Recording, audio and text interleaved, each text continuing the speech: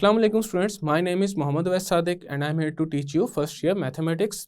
Students, last lecture में हमने exercise 3.3 में क्वेश्चन नंबर 3 का जो पार्ट 8 है वहाँ तक किया था। आज हम पार्ट 9 से कंटिन्यू करेंगे, तो आए चलते हैं व्हाइट बोर्ड की तरफ। आज हम स्टार्ट करेंगे क्वेश्चन नंबर 3 के पार्ट 9 से। अब क्वेश्चन 3 का पार्ट 9 में हमारे पास लेफ्ट साइड पे एक डिटरमिनेंट गिवन है और हमने प्रूव करना है कि वो इक्वल है lambda square into a plus B plus C plus lambda के। तो यहाँ पे डायरेक्टली इसकी एक्सपेंशन भी की जा सकती है अगेंस्ट एनी रो और कॉलम, या फिर पहले कुछ प्रॉपर्टीज को अप्लाई किया जाए इस डिटरमिनेंट को थोड़ा इजी बना के एंड देन एक्सपेंशन की जाए। तो हम यहाँ पे प्रॉपर्टीज को अप्लाई करेंगे। सबसे पहले हम यहाँ पे जो प्रॉपर्टी नंबर 7 है उसको अप्लाई करेंगे। प्रॉपर्टी नंबर 7 हमारे पास क्या थी कि किसी एक रो या एक कॉलम में हम कोई दूसरी रो या फिर कॉलम की जो एंट्रीज हैं वो ऐड कर सकते हैं, या फिर दूसरी रो या कॉलम की एंट्रीज के नॉन जीरो मल्टीपल्स को भी हमारे कोरिस्पॉन्डिंग रो में या कॉलम में ऐड किया जा सकता है। तो यहाँ पे हम लोग लेफ्ट हैंड साइड को पहले कंसीडर करेंगे एंड देन कॉलम 1 में कॉलम 2 एंड कॉलम 3 को ऐड करेंगे। तो हमारे पास है लेफ्ट हैंड साइड, तो इसके अंदर हम सबसे पहले क्या करेंगे, कॉलम 1 में कॉलम 2 एंड कॉलम 3 ऐड करेंगे। तो ये हो जाएगा a plus B plus C plus lambda, and column 1 का दूसरा एलिमेंट क्या हो जाएगा a plus B plus C plus lambda, and तीसरा एलिमेंट क्या हो जाएगा a plus B plus C plus lambda.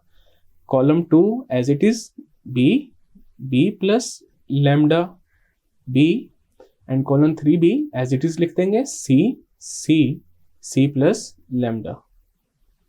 यहाँ पे हमने कॉलम 1 में कॉलम 2 एंड कॉलम 3 को ऐड किया। नेक्स्ट हम देख सकते हैं कॉलम 1 में से हमारे पास a plus B plus C plus lambda common आ रहा है, और जब हमारे पास किसी रो या कॉलम में से कोई एलिमेंट कॉमन आए उसको हम डिटरमिनेंट के बाहर लिख सकते हैं। ये भी हमारे पास डिटरमिनेंट्स की एक प्रॉपर्टी है। तो यहाँ पे a plus B plus C plus lambda को हम डिटरमिनेंट के बाहर लिख लेते हैं। तो कॉलम 1 हमारे पास क्या बन जाएगा 1 1 1, एंड देन कॉलम 2 क्या होगा b plus lambda and b, and column 3 हो जाएगा c प्लस लैम्डा। यहाँ पे हमने कॉमन लिया है a plus B plus C plus lambda को फ्रॉम कॉलम 1, तो इसको लिख देते हैं taking a plus B plus C plus lambda common from C1। Next हम क्या करते हैं, R2 में से R1 को माइनस करते हैं और R3 में से R1 को माइनस करते हैं। तो यहाँ पे जो बाहर एलिमेंट है a plus B plus C plus lambda as it is, और डिटरमिनेंट हमारे पास जो फर्स्ट रो है वो एज इट इज आ जाएगी 1b and c, and then next हम R2 माइनस R1 परफॉर्म करेंगे, या फिर रो 2 में से रो 1 को माइनस करेंगे। तो ये हो जाएगा 1 minus 1 b plus lambda minus b c minus c, and then R3 में से भी R1 को माइनस करेंगे। तो ये हो जाएगा 1 minus 1 b minus b c plus lambda minus c। तो यहाँ पे हमने क्या किया है, R2 में से R1 को माइनस किया एंड R3 में से भी R1 को माइनस किया। अब इसको थोड़ा सिंप्लीफाई करके लिख लेते हैं। तो ये हमारे पास हो जाएगा a plus b plus c plus lambda, determinant of 1b c, and then 1 minus 1 is 0, b plus lambda minus b is lambda, c minus c is 0, 1 minus 1 is 0, b minus b is 0, c plus lambda minus c is lambda. Next हम देख सकते हैं column 1 में हमारे पास non zero entry सिर्फ एक ही है जो कि है 1, और बाकी दो एंट्रीज क्या है 0 है। तो हम इसको कॉलम 1 के अगेंस्ट एक्सपेंड करेंगे। अब यहाँ पे इसकी एक्सपेंशन R2 या R3 के अगेंस्ट भी की जा सकती है, क्योंकि उसमें भी हमारे पास 2 जीरोज हैं R2 में, और R3 में भी हमारे पास 2 जीरोज हैं। तो इसको जैसे मर्जी एक्सपेंड किया जा सकता है, लेकिन यहाँ पे हम इसको कॉलम 1 के अगेंस्ट एक्सपेंड करेंगे। तो यहाँ पे लिखते हैं एक्सपेंड बाय C1, तो ये आ जाएगा A plus B plus C plus lambda into column 1 का पहला एलिमेंट क्या है 1 इंटू इट्स कोफैक्टर, इसका कोफैक्टर हमारे पास क्या बनेगा determinant of lambda 0 0 lambda. Next element हमारे पास क्या है C1 में 0, और जब 0 अपने कोफैक्टर से मल्टीप्लाई होगा तो अगेन 0 आ जाएगा, तो उसको लिखने की जरूरत नहीं। और जो थर्ड एलिमेंट है वो भी 0 है, और जब ये भी अपने कोफैक्टर से मल्टीप्लाई होगा तो 0 ही आ जाएगा, तो उनको लिखने की जरूरत नहीं है, तो हम इसको यहीं तक लिखते हैं। नेक्स्ट हमारे पास a plus B plus C plus lambda as it is आ जाएगा इंटू, अब इसका यहाँ पे डिटर्मिनेंट लेंगे और 1 से मल्टीप्लाई करेंगे, डिटर्मिनेंट इसका क्या आ जाएगा lambda into lambda is lambda square minus 0, तो ये लैम्डा स्क्वायर माइनस 0 हमारे पास किसके इक्वल होगा लैम्डा स्क्वायर के। अब यहाँ पे ये हमारे पास डिटर्मिनेंट था एक 2x2 मैट्रिक्स का, इसका हमने कैसे डिटर्मिनेंट लिया, जो फर्स्ट डायगोनल था उसके एंट्रीज को मल्टीप्लाई किया lambda into lambda is lambda square, minus जो सेकंड डायगोनल था उसकी एंट्रीज को मल्टीप्लाई किया 0 इंटू 0 इज 0, तो लैम्डा स्क्वायर माइनस 0 वो क्या होता है लैम्डा स्क्वायर, और जब लैम्डा स्क्वायर 1 से मल्टीप्लाई होगा तो अगेन लैम्डा स्क्वायर आ जाएगा। तो अब इसको थोड़ा रीअरेंज करके लिख लेते हैं, तो ये हो जाएगा lambda square into A plus B plus C plus lambda. अब ये इक्वल आ गया हमारे पास राइट हैंड साइड के, यहाँ पे हमने लेफ्ट हैंड साइड को प्रूव कर दिया है राइट हैंड साइड के इक्वल। नेक्स्ट है हमारे पास क्वेश्चन 3 का पार्ट 10। अब इसमें लेफ्ट हैंड साइड पे हमारे पास एक डिटर्मिनेंट है और किसके इक्वल प्रूफ करना है a minus B into B minus C into C minus A के। तो यहाँ पे इसको अगर एक्सपेंड किया जाए किसी रो या कॉलम के अगेंस्ट तब भी ये हम इक्वल प्रूफ कर सकते हैं राइट हैंड साइड के, या फिर यहाँ पे कुछ प्रॉपर्टीज अप्लाई की जाए डिटर्मिनेंट की एंड देन एक्सपेंशन की जाए तो वो भी इक्वल आ जाएगा राइट हैंड साइड के।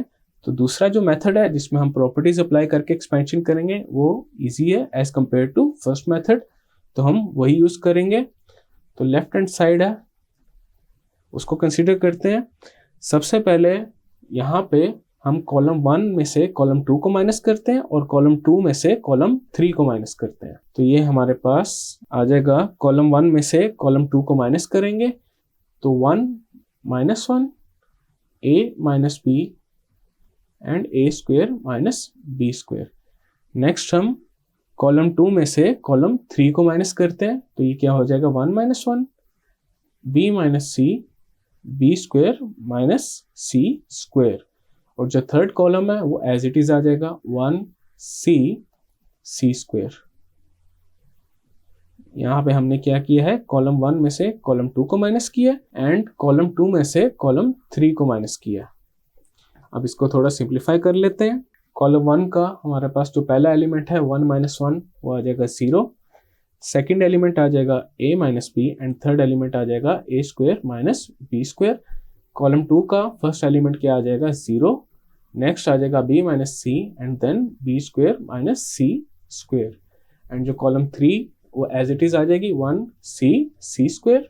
नेक्स्ट हम यहाँ पे जो रो 3 है उसमें हमारे पास फॉर्मूला बन रहा है। अब यहाँ पे a square minus B square है, ये किसके इक्वल होता है a plus B into a minus B. इसी तरह b square minus C square किसके इक्वल होता है b plus C into B minus C. तो इसको एक्सपैंड करके लिख लेते हैं जो थर्ड रो है, तो ये आ जाएगा 0 0 1 a minus B B minus C C. अब यहाँ पे a square minus B square है, ये किसके इक्वल होता है a plus B into a minus B, and then b square minus C square है, ये किसके इक्वल होगा b plus C into B minus C, और जो थर्ड एलिमेंट है R3 का वो है सी स्क्वायर, वो एज इट इज आ जाएगा। अब यहाँ पे डिटर्मिनेंट में देखा जा सकता है कि फर्स्ट कॉलम से a माइनस बी कॉमन आ रहा है एंड सेकंड कॉलम से b माइनस सी कॉमन आ रहा है, और ये डिटर्मिनेंट की एक प्रॉपर्टी है कि अगर हमारे पास किसी रो या कॉलम में से कोई एलिमेंट कॉमन आ रहा हो तो उसको हम डिटर्मिनेंट के बाहर लिख लेते हैं। तो यहाँ पे कॉलम 1 से a माइनस बी जो कि कॉमन आ रहा है उसको डिटर्मिनेंट के बाहर लिख लेंगे, एंड कॉलम 2 से b माइनस सी हमारे पास कॉमन आ रहा है तो उसको डिटरमिनेंट के बाहर लिख लेंगे। तो डिटरमिनेंट हमारे पास क्या बन जाएगा, 0 0 1। यहाँ पे a माइनस बी हमने कॉमन ले लिया था तो ये 1 आ जाएगा। b माइनस सी भी हमने कॉमन ले लिया था सेकंड कॉलम से तो ये भी 1 आ जाएगा। एंड देन c, एंड यहाँ पे आ जाएगा a plus B, b plus C and c square. अब हमारे पास ये डिटरमिनेंट आ गया।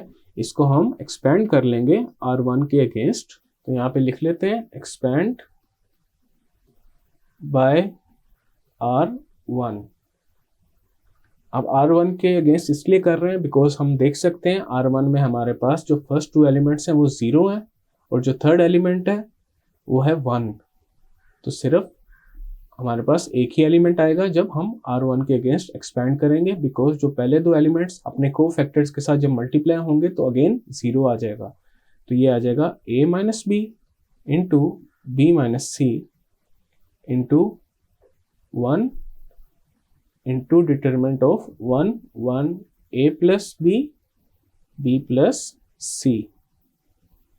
अब इसको सॉल्व कर लेंगे तो ये आ जाएगा हमारे पास a minus B into B minus C into यहाँ पे 1 into B plus C minus 1 into A plus B. तो ये आ जाएगा a प्लस बी। नेक्स्ट हम थोड़ी सी सिंप्लीफिकेशन करेंगे तो ये आ जाएगा a minus B into B minus C into B plus C minus A minus B. अब यहाँ पे b कैंसिल आउट हो रहा है तो ये आ जाएगा a minus B minus C into C minus A. तो ये इक्वल आ गया हमारे पास राइट हैंड साइड के। तो यहाँ पे हमने प्रूफ कर दिया लेफ्ट हैंड साइड इक्वल है राइट हैंड साइड के by using the properties of determinant and expanding the determinant by R1। नेक्स्ट है हमारे पास क्वेश्चन 3 का पार्ट 11। इसमें भी हमने प्रूफ करना है लेफ्ट हैंड साइड किसके इक्वल है, राइट हैंड साइड के। तो इसमें अगेन हम लेफ्ट हैंड साइड को कंसीडर करेंगे और यहाँ पे सबसे पहले हम जो ऑपरेशन करेंगे वो है कॉलम 1 में कॉलम 2 को ऐड कर देंगे। तो ये हमारे पास हो जाएगा कॉलम 1 में जब कॉलम 2 ऐड करेंगे तो कॉलम 1 की पहली एंट्री आ जाएगी a plus B plus C and दूसरी एंट्री भी हमारे पास आ जाएगी a plus B plus C and तीसरी भी a plus B plus C आ जाएगी एंड बाकी 2 कॉलम्स को एज इट इज लिख लेंगे। तो ये आ जाएगा a B C a square B square C square. ये आ गया हमारे पास थर्ड कॉलम।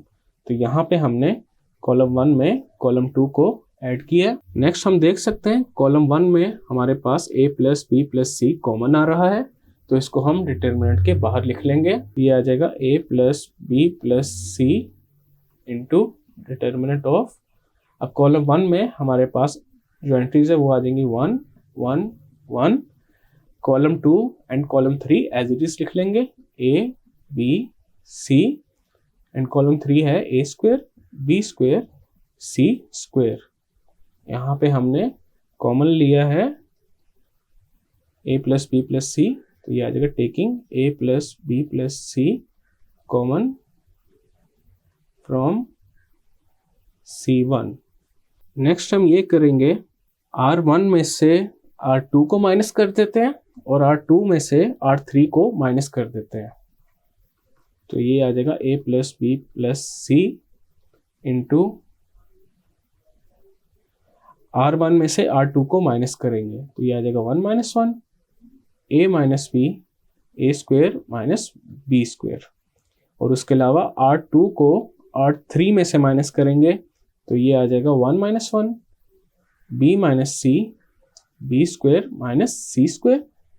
और R3 हमारे पास एज इट इज आ जाएगी 1 सी स्क्वायर। तो यहाँ पे हमने क्या किया था R1 में से R2 को माइनस किया था एंड R2 में से R3 को माइनस किया था। नेक्स्ट इसको थोड़ा सिंप्लीफाई कर लेते हैं तो ये a plus B plus C as it is आ गया। तो R1 हमारे पास हो जाएगी 1 minus 1 is 0 a minus B and a square minus B square. R2 हमारे पास क्या हो जाएगी 0 b minus C B square minus C square and R3 आ जाएगी 1c सी स्क्वायर। अब यहाँ पे देखा जा सकता है कॉलम 1 में जो पहली दो एंट्रीज है क्या है 0 एंड थर्ड एंट्री क्या है 1। तो इसको अब एक्सपैंड करेंगे बाय कॉलम 1। तो यहाँ पे लिख देते हैं expand bye C1।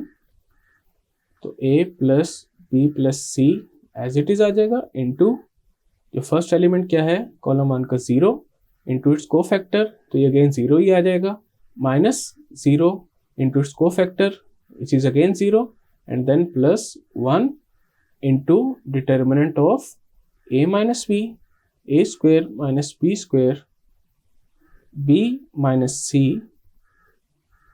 b square minus c square। अब ये हमारे पास कैसे आया, जो 1 के अगेंस्ट रो और जो कॉलम थी उसको इग्नोर किया और बाकी एलिमेंट्स जो थे हमारे पास a minus B, A square minus B square, b minus C and B square minus C square का डिटर्मिनेंट ले लिया हमने यहाँ पे। अब इसको सॉल्व करेंगे तो ये आ जाएगा a plus B plus C into 1 into A minus B into B square minus C square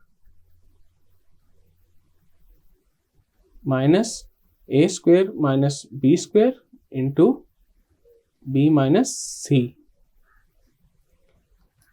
next हम सिंप्लीफिकेशन करेंगे थोड़ी सी, तो ये हो जाएगा a plus B plus C into यहाँ पे अब मल्टीप्लीकेशन करेंगे या फिर यहाँ पे B square minus C square को लिख देते हैं b plus C into B minus C. तो ये आ जाएगा a minus B into B plus C B minus C.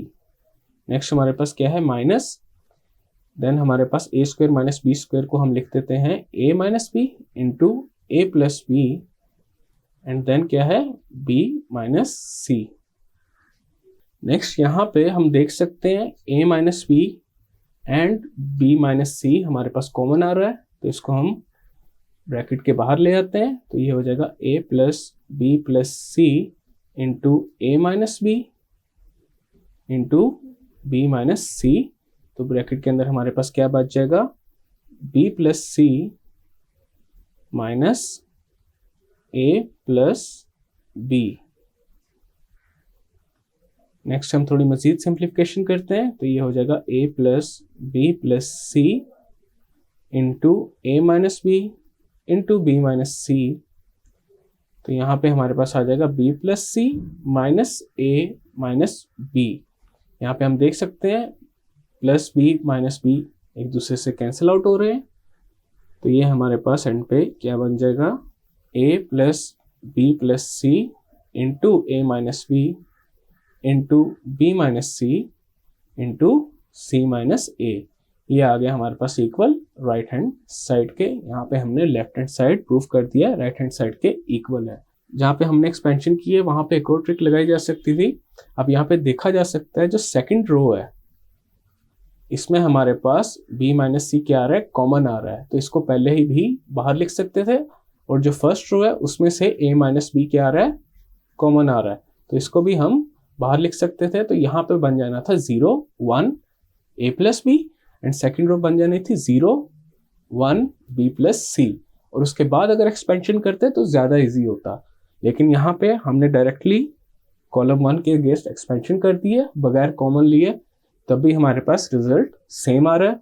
और जब यहाँ पे पहले अगर कॉमन ले लेते तब भी हमारे पास रिजल्ट सेम आना था और थोड़ा सा उसको सॉल्व करना इजी हो जाता, लेकिन ऐसे भी ये सॉल्व हो चुका है और हमने प्रूव कर दिया left hand side is equal to right hand side.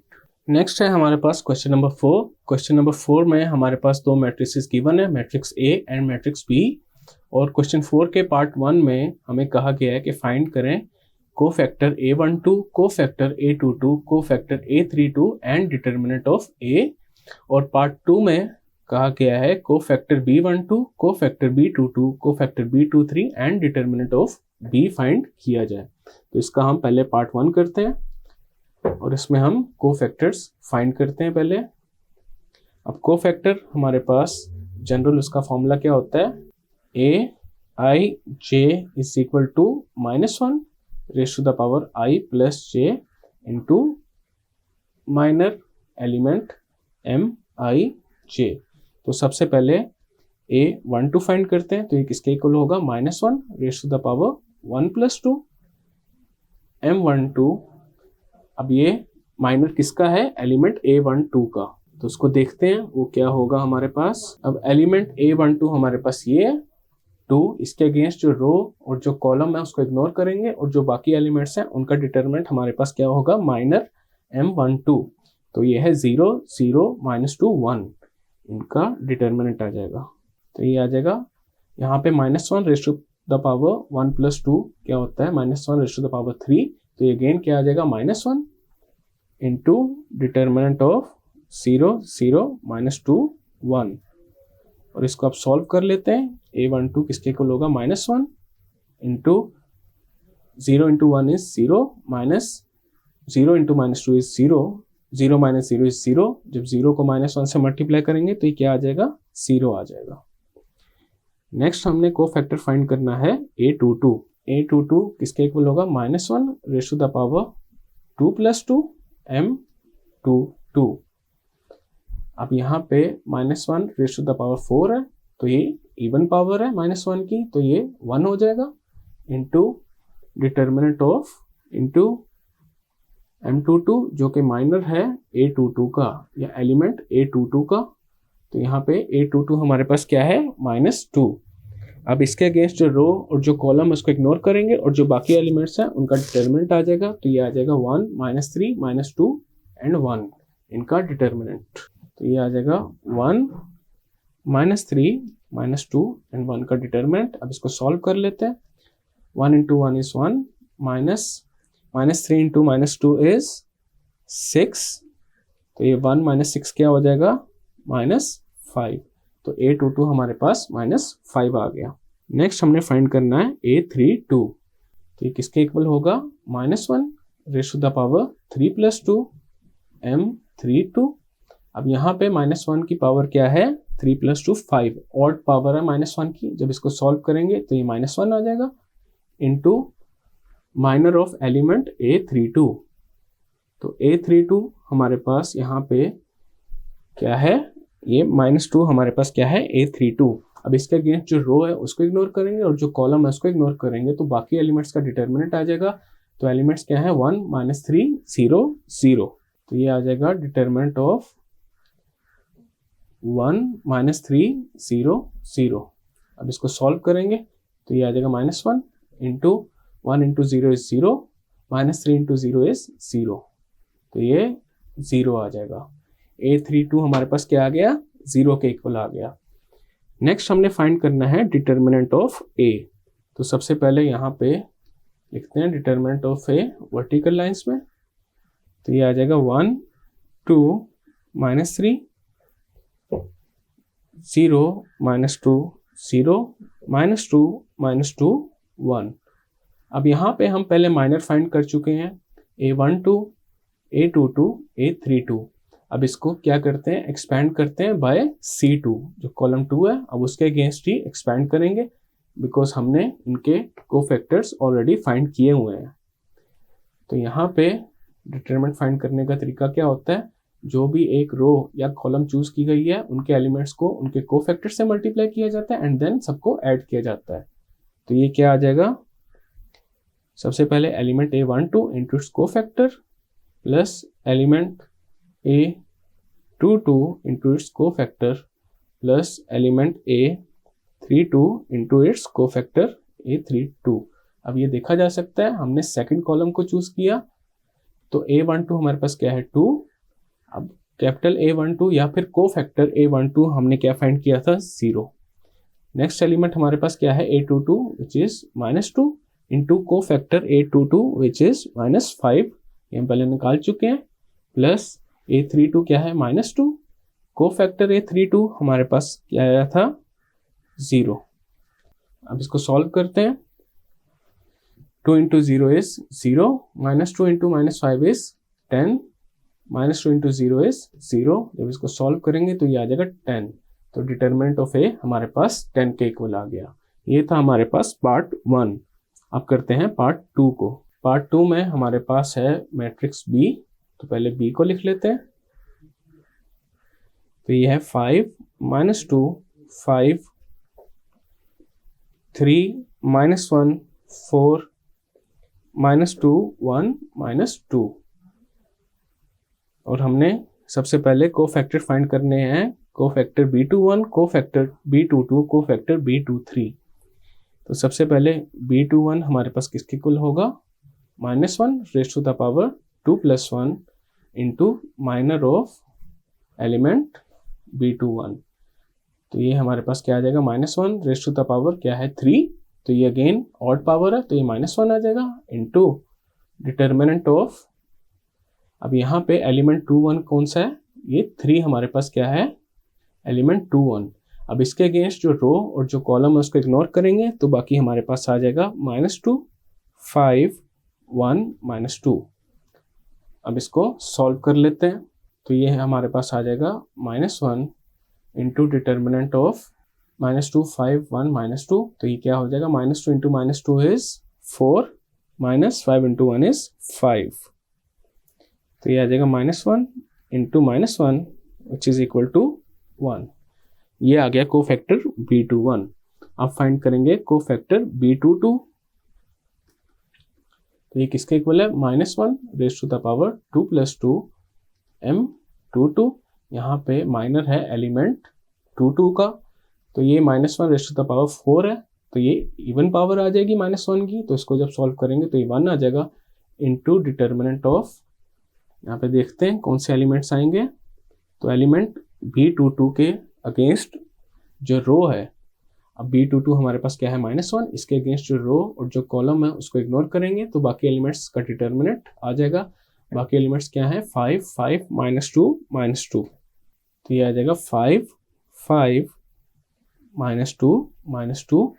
अब इसको सॉल्व कर लेते हैं। 1 into 5 into -2 is -10, -5 into -2 is -10। तो ये हो जाएगा 1 इंटू -10 + 10, -10 + 10 इज 0, और 0 को जब 1 से मल्टीप्लाई करेंगे तो अगेन क्या आ जाएगा, 0 आ जाएगा। B22 हमारे पास क्या आ गया, 0 के इक्वल आ गया। नेक्स्ट हम फाइंड करते हैं B23। तो ये आ जाएगा -1 raise to the power 2 + 3 into M23। अब ये माइनर है किस एलिमेंट का, एलिमेंट 23 का, तो यहाँ पे -1 रेज़ टू द पावर 5 है, तो इसको सॉल्व करने के बाद -1 ही आ जाएगा। और M23 हमारे पास क्या आ जाएगा, सबसे पहले जो एलिमेंट 23 है या फिर B23 है वो देखते हैं, वो हमारे पास है 4। इसके अगेंस्ट जो रो है वो इग्नोर करेंगे और जो कॉलम है वो इग्नोर करेंगे, और जो बाकी एलिमेंट्स है 5 -2 -2 1, इसका डिटर्मिनेंट आ जाएगा। तो यहाँ पे आ जाएगा डिटर्मिनेंट ऑफ 5 -2 -2 1। अब इसको सॉल्व कर लेते हैं, तो ये आ जाएगा हमारे पास -1 into determinant of 5 into 1 is 5 -2 into -2 is 4, -1 into 1 which is equal to -1। ये आ गया हमारे पास कोफैक्टर B23। नेक्स्ट हमने फाइंड करना है डिटर्मिनेंट ऑफ B। तो सबसे पहले इसको वर्टिकल लाइंस में लिखते हैं, तो ये आ जाएगा हमारे पास 5 -2 5 3 -1 4 -2 1 -2। अब डिटर्मिनेंट फाइंड करने के लिए हम क्या करते हैं, एक रो या फिर एक कॉलम चूज कर लेते हैं, और उस रो या कॉलम में जो एलिमेंट्स हैं उनको उनके कोफैक्टर से मल्टीप्लाई करके सबको ऐड कर देते हैं। तो पहले हम जो कोफैक्टर्स फाइंड कर चुके हैं वो सेकंड रो के जो एलिमेंट्स हैं इनके हम ऑलरेडी कोफैक्टर्स फाइंड कर चुके हैं, तो हम सेकंड रो के अगेंस्ट एक्सपेंशन करते हैं। तो डिटर्मिनेंट ऑफ B हमारे पास क्या आ जाएगा, ये कौन सा एलिमेंट है, B21 into its cofactor B21 plus B22 into its cofactor B22 plus B23 into its cofactor B23। अब B21 जो एलिमेंट B21 है वो क्या है 3, और कोफैक्टर B21 हमने क्या फाइंड किया था 1 के इक्वल, प्लस एलिमेंट B22 क्या है -1, कोफैक्टर B22 क्या था 0। नेक्स्ट एलिमेंट B23 क्या है 4 और कोफैक्टर B23 क्या आया था -1। अब इसको सॉल्व कर लेते हैं। 3 into 1 is 3, -1 into 0 is 0, 4 into -1 is -4। तो ये हो जाएगा 3 - 4 which is equal to -1। ये आ गया हमारे पास डिटरमिनेंट ऑफ B और यहाँ पे हमारा क्वेश्चन नंबर 4 भी कंप्लीट हो गया है। स्टूडेंट्स, आज के लेक्चर में हमने एक्सरसाइज 3.3 का क्वेश्चन नंबर 3 कंप्लीट किया एंड क्वेश्चन नंबर 4 भी हमने कंप्लीट कर लिया। नेक्स्ट लेक्चर में हम क्वेश्चन नंबर 5 से स्टार्ट करेंगे। मैं उम्मीद करता हूँ आपको आज का लेक्चर समझ आया होगा। मिलते हैं फिर नेक्स्ट लेक्चर में।